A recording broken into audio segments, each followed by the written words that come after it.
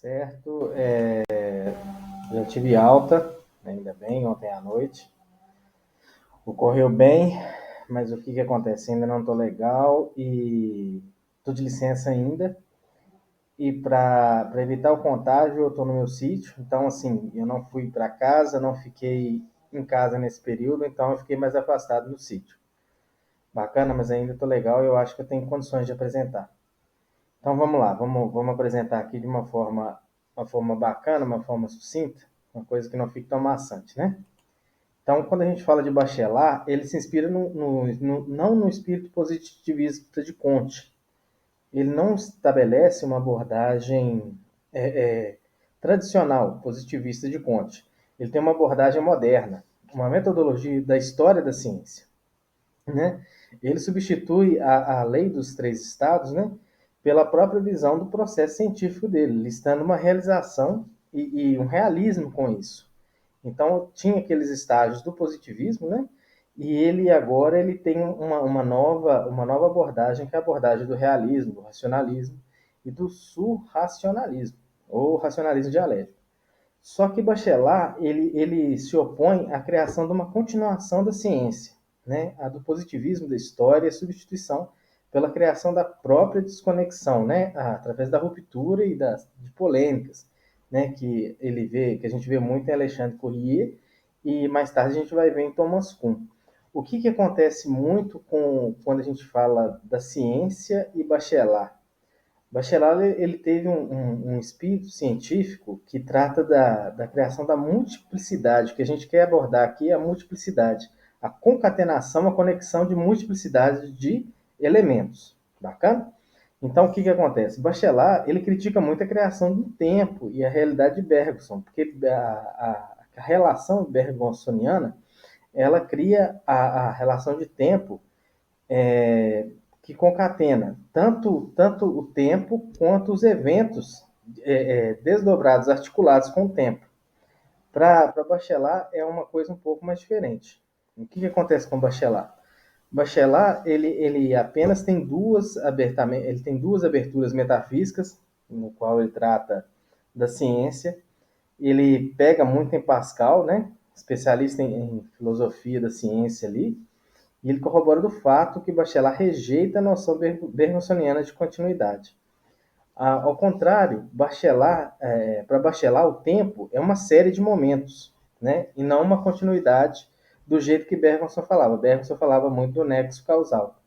É uma física, a gente está na física quântica hoje, e Bergson tratava de um modelo, a grosso modo, newtoniano. Para Bachelard, né, o tempo é uma série de momentos. É uma perspectiva seriada. As coisas são conectadas, mas não são uma só. Elas não causam, elas não têm estágio. Não são uma série de momentos. Elas são uma coisa só, mas contando com um nexo próprio. Um exemplo, para ficar mais claro. A grosso modo, para Bergson, o que acontece? Existe uma continuidade. O ovo vira um pintinho que vira uma galinha. A abordagem de Bachelard é o seguinte: o ovo é um ovo, vamos tratar do ovo, depois vamos tratar do pintinho, depois vamos tratar da galinha. Bacana? Porque seria a vontade que cria uma conexão entre momentos e que a gente faz a gente pensar numa duração contínua, que seria a própria definição de tempo. E essa definição de tempo, o Bachelard, ele usa na ciência. Perfeito? Então, essa definição de ruptura e continuidade que a epistemologia do Bachelard deixa explícita para nós é a comunicação entre métodos e linguagens capazes de organizar a gente sistematicamente sem perder aquela série completa. Perfeito? Então, quando a gente fala de metodologia científica, a gente fala de Bachelard, principalmente no novo espírito científico, a gente fala de uma teoria, de uma filosofia que foi até mesmo, ela foi influenciada pela, pela relação bergsoniana de mobilidade, né, que a gente vê L'Art de l'Essence, que trabalha com o seguinte: a coisa não é estanque, ela não fica parada. E uma coisa tem a ver com a outra, mas cada momento ele é analisado de uma forma dentro da sua essência. Bacana? Então as coisas chegam a ser duais, elas são germanadas e duais. Beleza? Quer dizer também que Bergson, assim como Bachelard, gente, ele contribuiu para a teoria da sucessão de múltiplos eventos, aquela teoria que contempla um nexo concatenado de elementos, que os métodos contribuem entre si com elementos distintos que tornam o pensamento científico, igual o exemplo que eu dei para vocês. Quando a gente trata de pensamento científico, quando a gente trata de metodologia científica, muitas vezes as pessoas tratam de maneira muito genérica e enjaulada. Mas quando a gente começa a ver outros pensamentos, né, igual no caso, eu posso falar por mim, nas ciências sociais eu vi de um jeito, na pedagogia eu vi de outro, em letras português e inglês eu vi de outra forma, na sociologia eu vi de outra forma, né? Isso eu estou falando de todos os cursos que eu tenho em graduação. Nas ciências políticas eu vi de outra forma, nas ciências econômicas eu vi de outra forma e no direito também eu vi de outra forma, perfeito?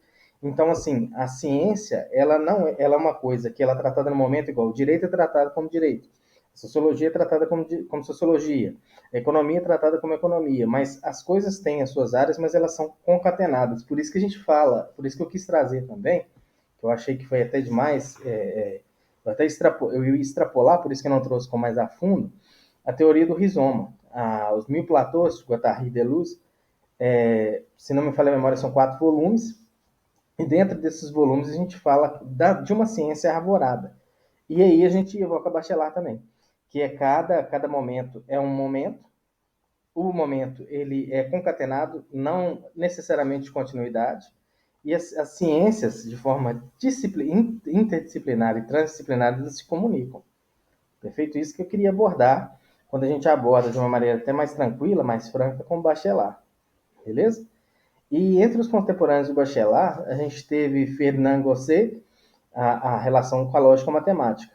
Isso quando a gente fala da filosofia, a gente fala também da matemática. Bacana quando a gente fala em termos de ciência. A matemática é abstrata e a filosofia ela é questionadora. Bacana? A grosso modo, ela é questionadora, né? E a gente tem que considerar entre elas uma lógica como a física de qualquer objeto, que não é possível, gente, distinguir entre a lógica pura e o conteúdo da realidade, né? Quando a gente tem uma matemática declarada, ou seja, aí a gente parte também da fenomenologia. Muitas das vezes a gente não tem, a ciência não é um conhecimento estanque, preso em si mesmo, bacana? E a gente usa isso até no serviço, olha só para você ver, algumas situações interessantes. No serviço a gente tem uma tarefa de gestão, a gente tem uma tarefa de análise, mas muitas das vezes aquele objeto que a gente estudou em 2017, por exemplo, ele não vai ser o mesmo, igual agora em 2022. Então, não existe a continuidade, mas não da forma bergsoniana. As coisas, elas são o que são em seus estágios. Bacana? E que a gente pode extrair disso tudo a grosso modo, e até de forma lufa, é que a ciência transcende o senso comum. Né? Ela pode extrair dos objetos analisados as explicações, mas as explicações são temporais. Bacana, eu falo isso de experiência própria, que na minha carreira de mais de 10 anos, mais de 15 anos no serviço público, como servidor de carreira, a gente tem alguns objetos, algumas situações que a gente viu há uma década atrás que não são iguais a essa década agora. As razões não são iguais, as coisas para a política pública e governança elas não são iguais, né? Então, assim, as coisas elas são semelhantes. A gente imagina que elas chegam a se repetir, mas elas não têm a mesma causa. Se tem a mesma causa, não tem o mesmo efeito. E isso faz parte, quando a gente fala de ciência ou de epistemologia crítica da ciência, é uma coisa que a gente pode falar acerca disso. Né? E Bachelard, ele emite uma influência entre 3 principais escolas, que a gente viu aí, pelo menos eu vi um tempo atrás, que foi a positivista da França, a Kant e a pós-kantiana, que a gente fala de Novelli, Schopenhauer, Nietzsche, Hegel, e a gente fala também da psicanálise. O Bachelard ele é engraçado que ele fala quando da criação da ciência no momento psíquico, muitas das vezes, do próprio cientista. A gente fala, quando o Durkheim falava muito da objetividade, Weber falava muito do tipo ideal, Marx, algumas metáforas que Marx colocava, o Bachelard ele fala muito do espírito da ciência pelo, pelo ânimo do cientista. Então, a subjetividade também seria uma coisa muito, como é que eu falo com você? Uma dificuldade muito de não se contaminar, né? E quando ele fala disso, ele fala muito de uma coisa semelhante ao arquétipo de Jung, né? Wundenberger também, ele fala muito daquela fração de processo mental de Wundenberger e de Jean-Jacques, beleza? Bachel. Então a gente fala muito dessa rapaziada. Então a gente conecta a tradição francesa aí com essa racionalidade analítica e a tradição alemã, né? Quando a gente fala de tradição alemã, a gente lembra muito de Hegel, né? A gente lembra muito de Hegel mesmo, é Hegel. Quando a gente tem alguma coisa hegeliana, que a mais famosa quando a gente fala de Hegel, quando a gente pensa nessa tradição alemã, perfeito? E um outro filósofo alemão também muito famoso, quando a gente fala dessa ideia de construção, que Bachelard trata desse neoconstrutivismo, a gente não trata só de Hegel. É um outro filósofo que não me lembra a cabeça, mas ele falou que ele é só possível filosofar em alemão. Perfeito? Então, ele trata muito, quando ele fala de ciências, de imagens sintéticas com a natureza. A imagem sintética com a natureza. É um efeito, para ele, ou para a maioria das correntes científicas, a ciência ela trabalha com a naturalística, com eventos naturais, no mundo natural. Ela não trabalha com a inteligência, com o ideal, né? Principalmente nas ciências exatas, elas trabalham com o natural. E quando a gente fala do positivismo nas ciências e esse embate que tem no romantismo da filosofia, até mesmo para Funenberger, o que acontece? Ele acrescenta a Bachelard que existe uma dualidade insuperável, mas que, ao contrário, gente, ela busca estreitar a distância entre a tradição naturalista, né, que é um pensamento positivista, e o pensamento renano, fazendo citação a Renan, na Alemanha, esse pensamento de Bachelard, que a tentativa era tentar evitar duas armadilhas que a gente tem nesses pensamentos. Permitir apenas a razão positivista ou a gente perde uma visão estática do mundo, ok? Então, a gente não fica perdido naquela razão positivista, a gente fica fulcrado naquela ação de estabelecer regras gerais, nem numa visão estática do mundo. A gente não perde numa visão que a gente pode perder ali na teosofia, né? Até mesmo fazendo um remetente ali à teogonia. Bacana? Bachelard toma muito de Kant, Immanuel Kant, a teoria que procede, gente, logicamente, a experiência de uma informação. O que é isso? O conhecimento nunca é uma reconstrução sensorial. Então, o que acontece? O que os seus sentidos perceberam, ele não vai ser reconstruído, mas é dado imediatamente do fenômeno.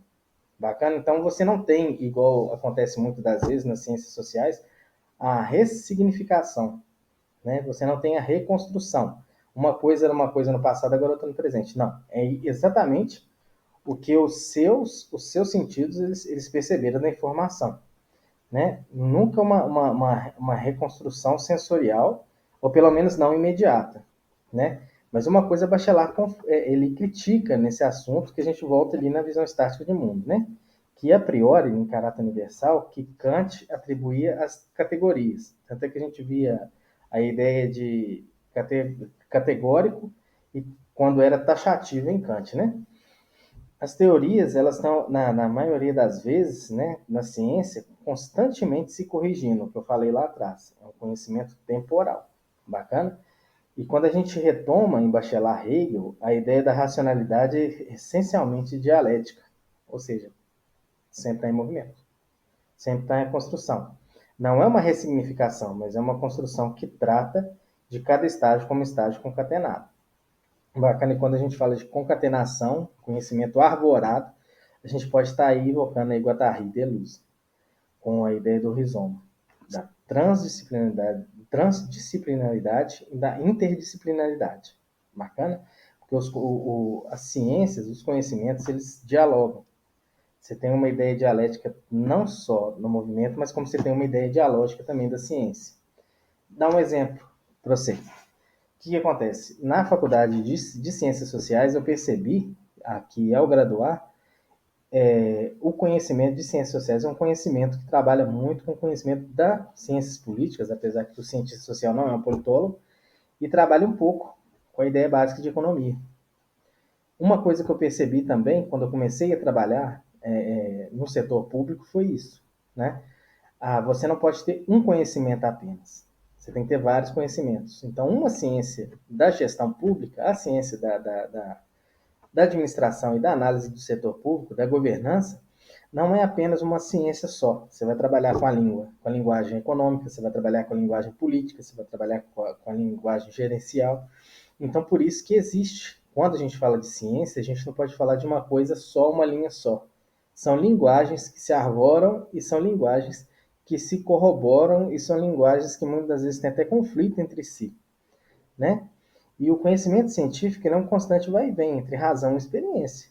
É a razão da correção, produzindo, as teorias não são congeladas, não são enjauladas, mas as teorias elas estão sempre em evolução. Perfeito? Quando a gente retorna em Bachelard, a gente fala também do planejamento, né?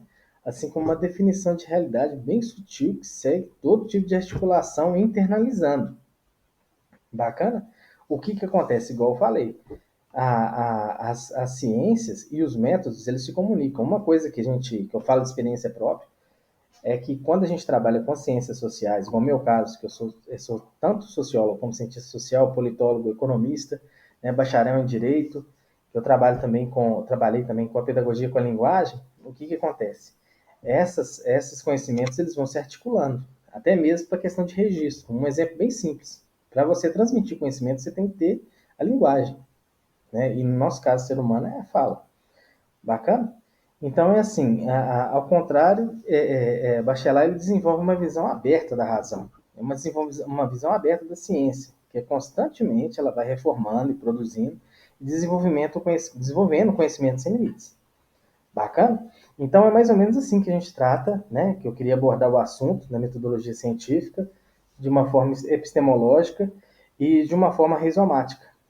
Tranquilo? Como Guattari e Deleuze trataram, mas eu achei mais propício tratar de Bachelard porque ele é mais introdutório, ele é mais simples, ele é mais exordial.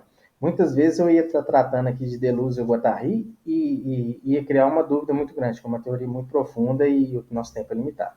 Beleza? E obrigado pela oportunidade, estamos aí. E agora eu vou descansar, porque eu vou aproveitar um pouquinho, porque sinceramente a Covid é uma doença muito complicada. Eu sou de grupo de risco, né? Por causa da minha pressão, né? E aquela coisa toda. E eu vou aproveitar um pouquinho mais do sítio aqui para descansar, beleza? Obrigado, valeu!